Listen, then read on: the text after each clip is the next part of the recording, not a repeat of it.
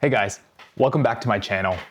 I want to first and foremost thank you guys for about 4.5k views on my last video, which was the DaVinci Resolve speed editor tutorial. What I thought I would do today is actually go through a bit of a breakdown, and you can kind of see what I think when I'm planning for shoots or if I'm shooting on set, and how I'd go about being a DP, a gaffer, producer, art director.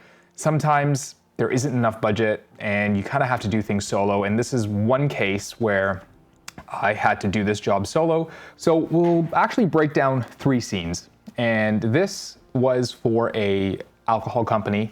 And the sort of brief that was given to us was that you had to be as wild as the Arctic. So I thought about, rocking out music, being part of a rock show, just jamming out, vibing, having a good time. That's what I thought about in terms of being wild.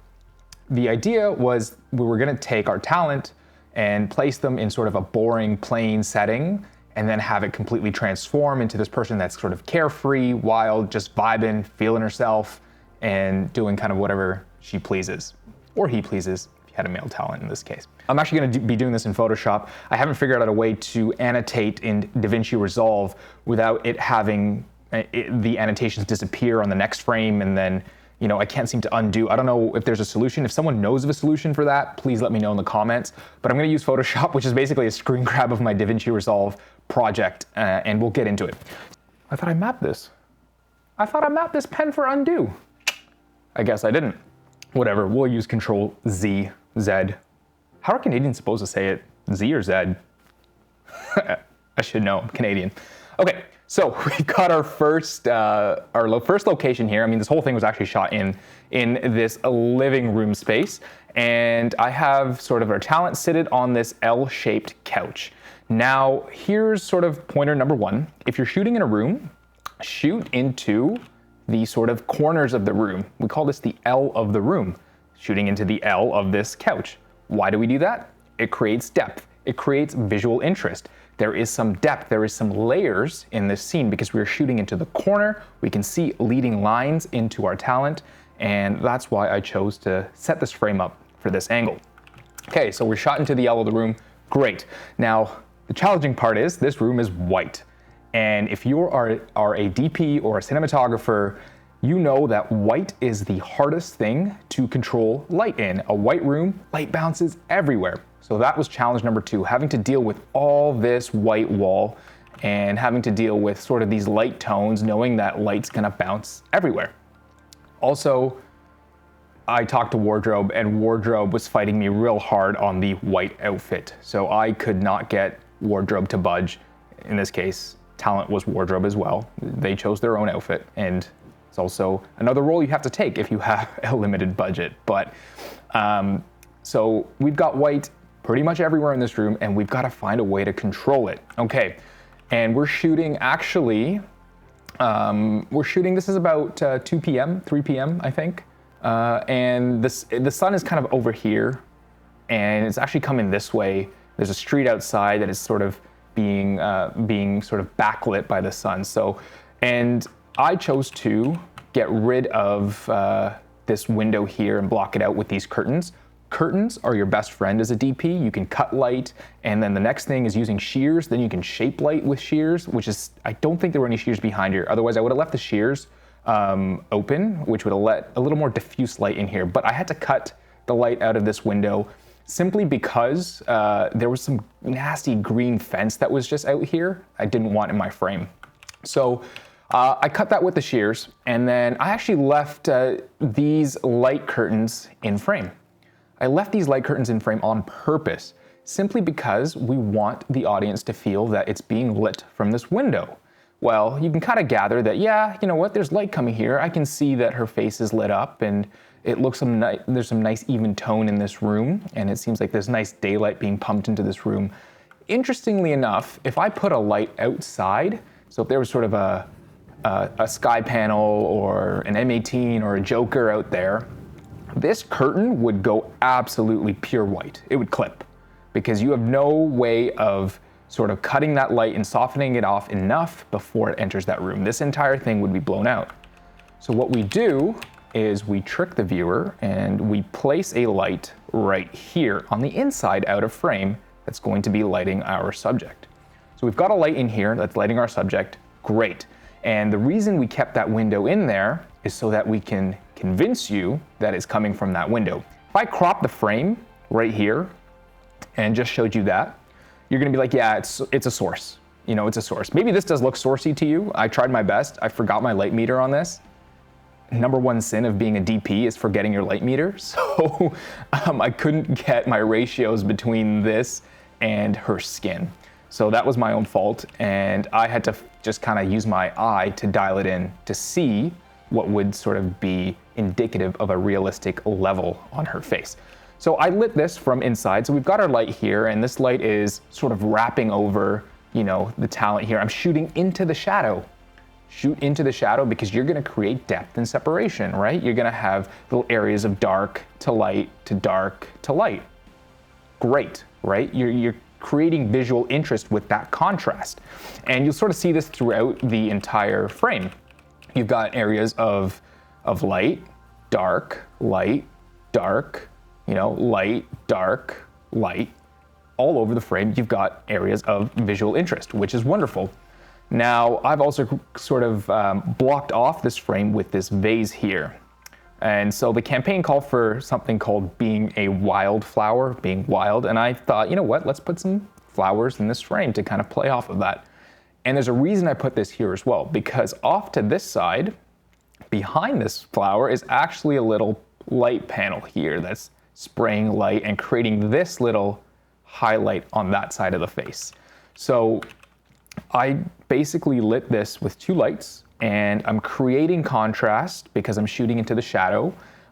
It looks natural, at least to me it looks natural that I'm lighting from inside, and I've got a nice soft light on her face, and I've got a little bit of an accent, little bit of an edge light right here that's sort of just giving her a little extra pop out of the background. So that was scene one, and this was supposed to be the plain Jane, boring old mom, and that's how I chose to light it. And let's go to scene number two. Scene number two is the rock star scene.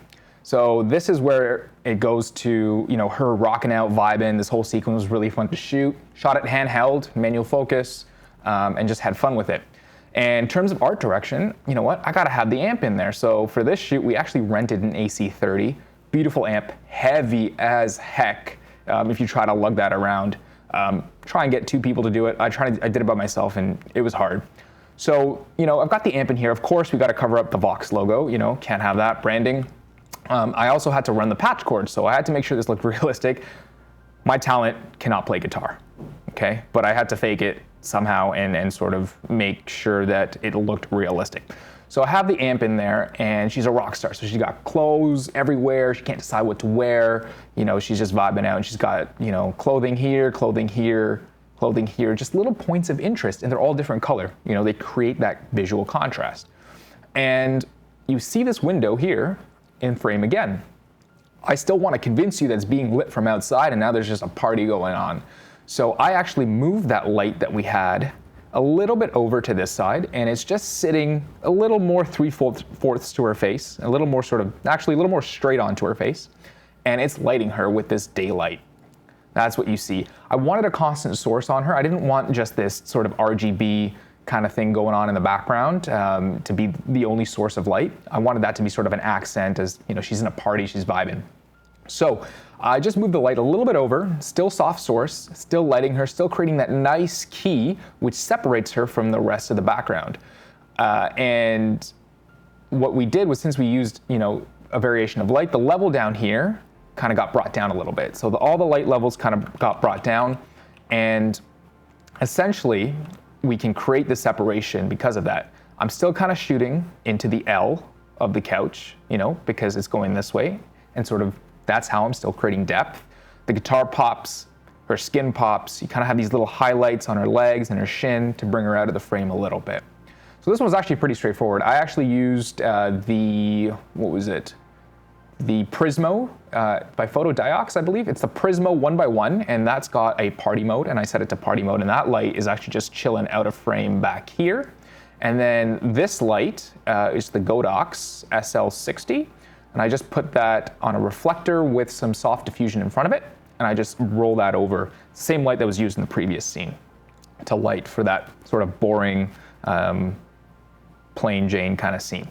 So this one's actually pretty simple. And we just got her to do a bunch of different moves, a bunch of different sort of rocking out, vibing with the guitar. It was really fun to shoot. And so that was this scene. And let me see here. We'll go to the last scene, which is actually the product reveal. And I can explain how I lit that one. So this is the last scene here. Again, the background is completely down compared to our subject, which is the alcohol bottle. And what we did was this was later in the day, so you can see this window's not as lit up, okay? And that might be a continuity thing that people might pick up on. But what we did was we still had the Prismo on party mode, and that's what's sort of lighting this entire room. That's sort of the room tone, is that RGB party effect going on. And again, we're playing with the same theme. We've got the amp here. We've got the guitar kind of creating some interest in the background. Again, we're still shooting into the L of the couch and the room because we are creating depth.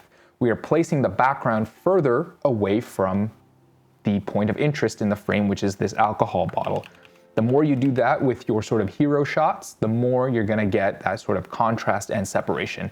Again, in this scene, you don't see really, a lot of light to dark. You kind of have some dark here, light here, dark here, light here, dark here.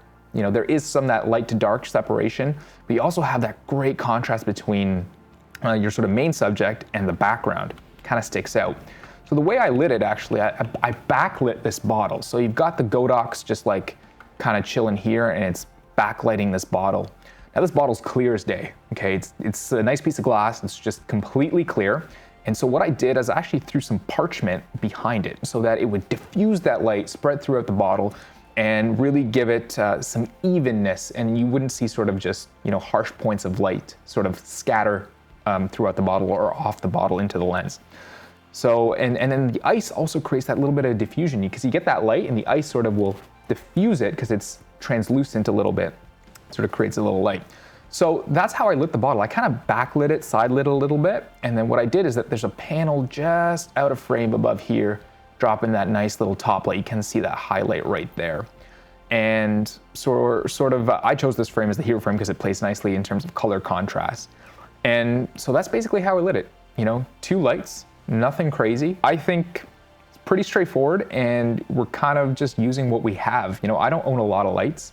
If I ever have to be on a gig, I will rent lights for any bigger projects.